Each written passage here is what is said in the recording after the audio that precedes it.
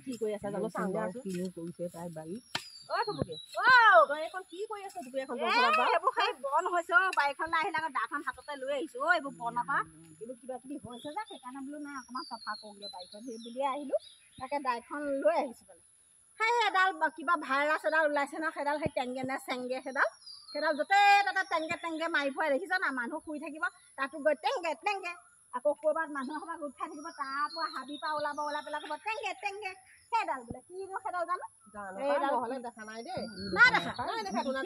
mobile বিলাক গোটেই viral গোটেইটো টেংগে সেয়া বেলেগ নাই আজিহে শুনিছো